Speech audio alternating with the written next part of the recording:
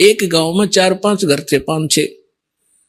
तो भगवान वहां जाते थे, गांव गांव में, नगर नगर में अपना अमृतवाणी सुनाया करते थे, बोल बोल के उधर जैसी लीला भगवान किया करते। तो मलुकदास के गांव में 4-5-6 भक्त परिवार थे। तो गुरुजी वहां गए सत्संग करने के लिए। तो सभी ने प्रार्थना की, आज हमारे घर करना, कल हमारे घर करना, हमारे घर चरण रखना। अब गुरुजी जाते हैं तो उत्तम भोजन बनाया जाता है। तो पहले दिन एक घर में सत्संग किया, बढ़िया खीर खांड का भोजन, हलवा बनाया गया। अगले दिन दूसरे के घर में, अगले दिन तीसरे के घर में। अब चौधरी मुल्क सिंह अरोड़ा जी के पास गांव के कुछ व्यक्ति गए, जी ऐसे ऐसे गांव में ठग आ गया है और लूट रहा है, बढ़िया माल खावे है, खीर खांड के भोजन खाता है और ये अपना बिगाड़ रहा सारे हिसाब किताब को। और ब्रह्मा विष्णु महेश के बारे में वो उठ पटांग बोलता है। अरोड़ा जी भी कृष्ण जी के पुजारी थे, मुल्कदास जी। तो मुल्कदास ने कहा, सोचा बुद्धिमान व्यक्ति होते हैं वो अपने सत्र से काम करते हैं, भगवान से डरने वाले होते हैं। उन्होंने सोचा भाई ठीक है, मैं देखो पहले वेरीफाई करूंगा फिर कोई एक्शन लेंगे।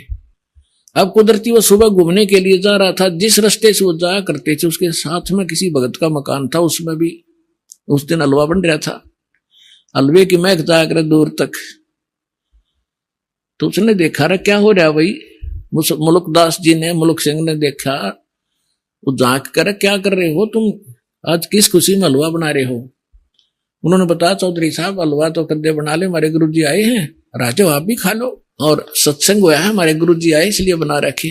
तो उसने देखा कि यू है वो गुरु जी दिखे। कहा ये कहने लगा, कितने दिन हो गए तुम्हारे गुरु जी का आए। अजी आज चौथा दिन है। कहा तुम्हारे गुरु जी को, बैठे सामने। मुल्कदास चौधरी साहब गया वहां पर, कहने लगा, भाई ठग तू करके क्यों नहीं खाता, क्यों दुनिया को ठगता है, इन गरीबों को तो लग रहा चूसने के लिए, अपना करके खाया करे। तो परमात्मा बोले, चौधरी साहब मुझे तो भगवान बगैर किए ही दे रहा है, तो मुझे क्या जरूरत है करने की। अब परमात्मा के सामने उनकी वाणी में कसक थी।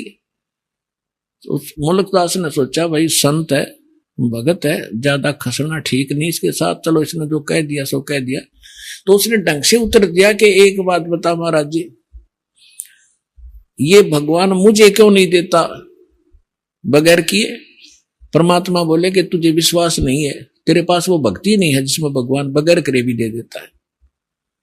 अब वो भक्ति तो इतनी समझा नहीं, कहने लगा कि एक शर्त रख। मुल्कदास जी बोले, बोल। कबीर साहब बोले, क्या। कि आज मैं कुछ नहीं खा के आया हूं, घर से निकला हूं, और शाम तक यदि तेरे भगवान ने मुझे भोजन नहीं दिया, बिना करे भोजन दे दिया मेरे बिना किए ही मैं ऐसी जगह जाऊंगा, तो मैं तेरा शेष हो जाऊंगा, भोजन दे दिया था।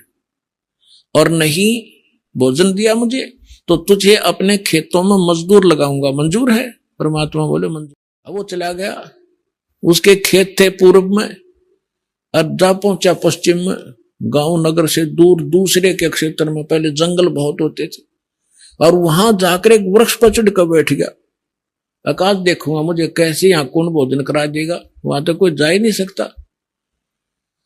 अब उधर क्या हुआ कि ये गडरिये होते हैं भेड़ बकरियों वाले, उनका कोई त्योहार था। वो कहने लगे भाई एक खीर बना लो, चावल घर ले आए थे वो।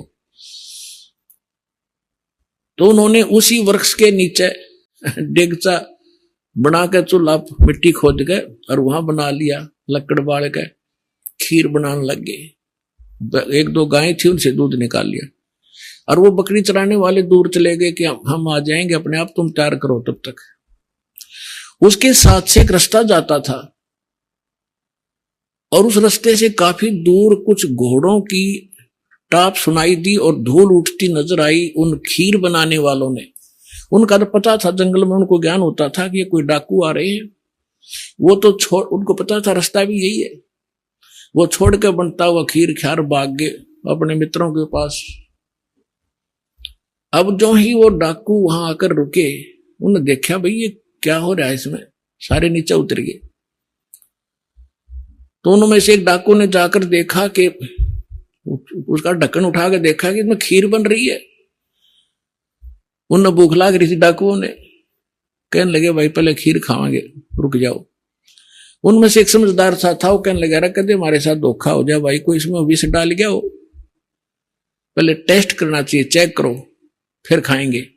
तो चेक करने के लिए कोई पशु पक्षी देखने लगे भी उसमें से कुछ उसको खिलाते हैं। तो उन्होंने कहा रे बनाने वाले कहाँ चले गए, ये छुप रहे होंगे, तो देखो उनको, उन्हीं को खिलाएंगे पहले। इधर उधर देखा कोई नहीं पाया, फिर ऊपर ने देखा तो मुल्कदास बैठे ऊपर, चौधरी साहब। उन्होंने सोचा कि यही है, ऊपर छुप गया डरता। उसने उन्होंने कहा डाकुओं ने कि आजा भाई नीचे आजा। अब उसने सोचा, जब तक उसने ध्यान नहीं था कि ये कौन है, वो तो क्यों आंख नीचे बैठा था, अगेन जानते न कोई देख ना ले मुझे। तो उसने कहा कि ना आऊं मैं नीचे नहीं आऊं आज। तो उन्होंने देखा कि मारो इसका गोली, रामजादा क्यों नहीं आता। तो उन्होंने देखा है तो भाई गोली बंदूक भी ले रहे हैं। तो बोला मारियो ना, मैं नीचे आ जाता हूं। वो नीचे आ गया, एक पात्र में खीर निकाल कर करके ठंडी, और कहा इसको खा। वो नो का मैं खीर कती नहीं खाऊं, क्योंकि प्रतिज्ञा करके रहा चेला बनना पड़ा चौधरी साहब ने। और उनका पक्की जचगी, किसी ने कुछ ना कुछ मिला रखा है, निकम्मे ने, पक्का चोर है। वो खीर तो नाट्य, वो धक्कत खाओ, उसका दो मारे जूत लात मारी, अखा बैठ के। वो इतनी थोड़ी डाल रखी थी, और डाली को और खा, जल्दी पता लग गया। अगर नहीं खाओगा तो जल्दी पता लगेगा इसका।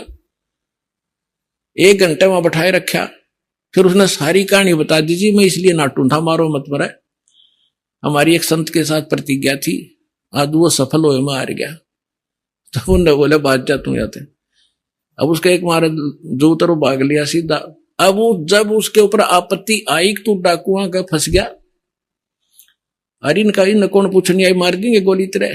तब याद किया उसी को, हे उनके गुरु जी का नाम तो जाना नहीं था, उन गांव वालों के नाम जानता था, गांव वाले के, कि हे धन्ना के गुरु जी आज मेरी जान बचा दे, मैं तेरा पक्का चेला बनूंगा। वह जान तो बचानी थी परमात्मा ने, तो पक्की निश्चय कर लिया कि आज जान बच गई, जान दे चरण छूंगा उस महापुरुष के। तो वहां से भाग गया पूरी स्पीड से, परमात्मा के चरणों में आकर पड़कर रोने लग गया। परमात्मा बोले सुना भाई, भगवान ने सेवा करी कुछ। बोला जी आपका भगवान तो मर मर खीर खिलावा है, और मैं आपका चेला, आप मेरे गुरु जी, मेरी जान बख्श दिया। 2D एनिमेशन संत रामपाल जी महाराज के सत्संग प्रवचनों का अंश मात्र है। संपूर्ण आध्यात्मिक ज्ञान प्राप्त करने के लिए अवश्य सुनिए संत रामपाल जी महाराज जी के मंगल प्रवचन। आप संत रामपाल जी महाराज जी के मंगल प्रवचन संत रामपाल जी महाराज एप्लीकेशन पर भी सुन सकते हैं, तथा उनके द्वारा लिखी पुस्तकें भी डाउनलोड कर सकते हैं।